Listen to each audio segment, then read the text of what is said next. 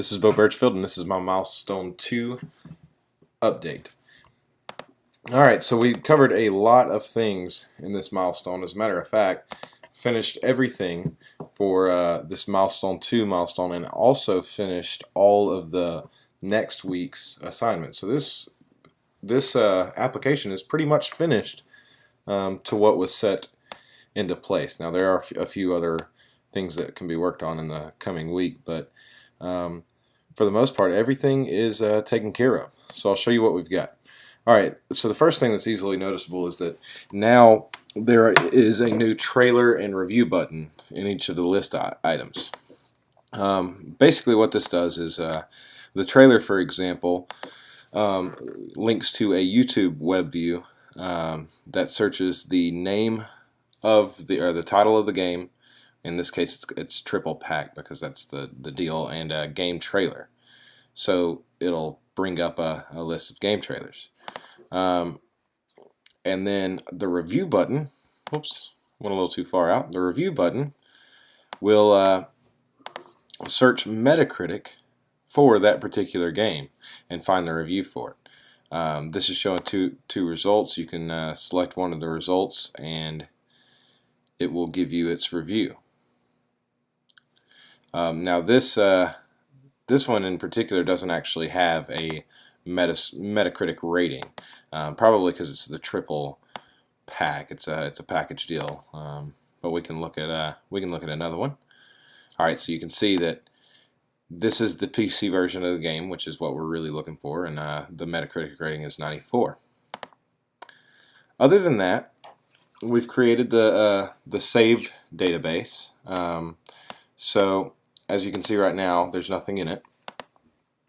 And if you wanted to save, you long click, you enter your price, and we already had this function. However, now it actually shows the full UI here.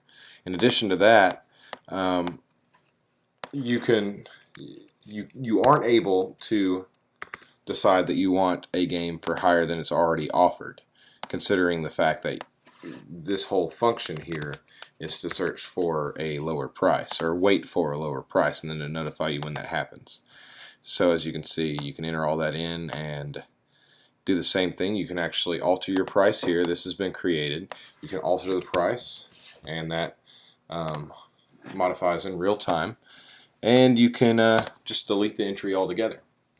Now as soon as this application is open, an alarm manager starts and also listens for device boot, and it starts a 24-hour countdown basically. And so every 24 hours it runs a function to check if any of the games in here have reached a target price, a current price of below their target price. Now if that's happened, it sends a notification to the home screen, and all is good on that. And that can be modified in the settings tab here. You can change the target price checks once a day, once a week, or once a month are your options.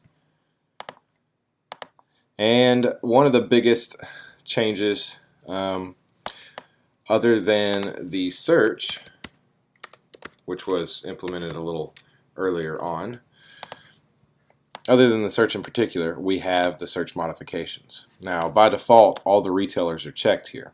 However, and by default the API searches all retailers, but you can modify your search by removing some of them, and as soon as you do, it will only search the other ones. You can sort by game rating instead of the default, which is deal rating, the percentage that you save on a deal, and that only modifies the search with whatever is in the search bar. So if you want to look at everything, you can just remove everything from the search bar, and it will find any rating as long as it's got any deal as long as it's got a well, in the order of the game rating. I'm sorry. The next thing would be you can sort by Steam rating. As long as it's got a greater than or equal to 80 Steam rating, it will show up. So you have a lot of different options here. You can actually remove Steam altogether, or any of the particular retailers. And that's about it. Other than that, there are a few things that can really be modified in here. For example, I would like to see a tutorial as soon as you open up the application for the first time. Something that shows the user specifically that you can do a long click and kind of tells them what the saved game screen is. It also just lets them know that they can modify their updates. If I can figure out any other settings that could go in here, that could also be worked on. Considering we have another week, probably need to find something worthwhile to do with this app. Other than that, though, it's working quite well, and I think I've got most of the major bugs out. So here is the completed game saver up to Milestone 3. Thank you very much. Have a good day.